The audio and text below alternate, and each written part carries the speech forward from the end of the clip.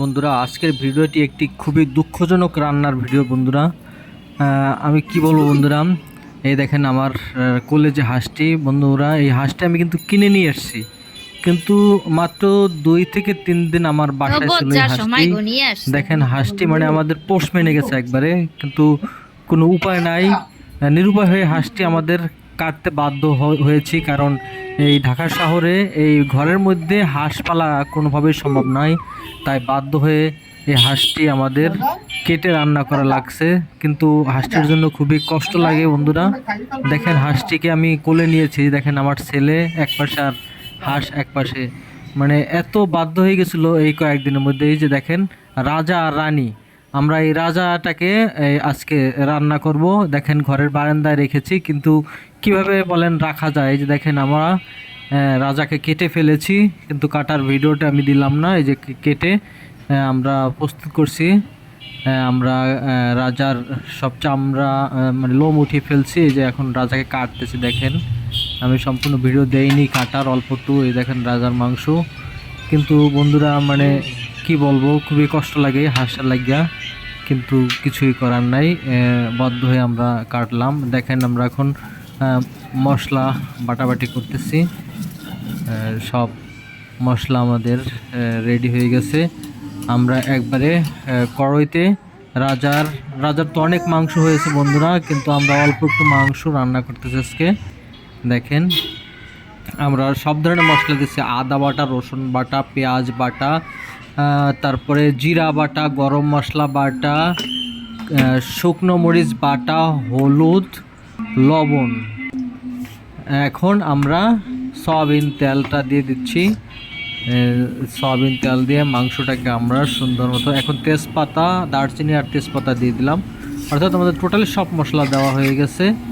এখন আমরা মশলাগুলো দিয়ে ভালো মতো মাংসটাকে নাড়াচাড়া করে খুন্তি দিয়ে নাড়িয়ে মিশিয়ে দিচ্ছি। আমরা মাংসটাকে কষাবো, একটু বেশি সময় নিয়ে কষাতে হবে, কারণ বন্ধুরা রাজা হাঁস তো একটু মাংসটা একটু শক্ত, এবং হাঁসটা মোটামুটি মিডিয়াম বয়সের। হাঁসটার মাংস ধরেন 4.5 থেকে 5 কেজি মাংস হবে এরকম, তাই মোটামুটি বড়। এখন আমরা একটু সামান্য পানি দিয়ে দিলাম, পানি দিয়ে ঢেকে দিলাম। এই যে ঢেকে আবার উঠিয়ে আবার আমরা এটাকে ঘুরিয়ে ফিরিয়ে দিচ্ছি। বন্ধুরা, আমাদের ভিডিওটি যদি ভালো লাগে অবশ্যই বন্ধুরা চ্যানেলটি সাবস্ক্রাইব করে আমাদের সাথে থাকবেন। বন্ধুরা দেখেন আমরা মাংসটাকে আবার ঢেকে দিচ্ছি। এভাবে বন্ধুরা আমরা বারবার ঢেকে দিচ্ছি, আবার উঠিয়ে কষাচ্ছি, যাতে মাংসটা ভালো নরম হয়, শক্ত না থাকে। এই জন্য আমরা বারবার ঢেকে দিচ্ছি, উঠাচ্ছি, কষাচ্ছি। এখন আবার আমরা ঢেকে দিলাম। দেখেন অনেকবার ঢেকে আবার ঢাকনা উঠে আবার আমরা মাংসকে ঘুরিয়ে দিচ্ছি।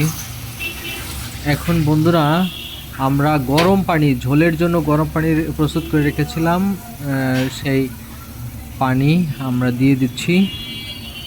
একটু বেশি দিলাম, কারণ এটা অনেকক্ষণ জ্বালাতে হবে যাতে মাংসটা পুরো গলে, এই জন্য ঝোলটা বেশি দিয়েছি। অল্প ঝোল দিলে তো বেশিক্ষণ জ্বালালে শুকিয়ে যাবে, এই জন্য আমরা বেশি পরিমাণ ঝোল দিয়েছি, যাতে আমরা বেশিক্ষণ জ্বালাতে পারি এবং মাংসটা যাতে সফট হয়, নরম হয়।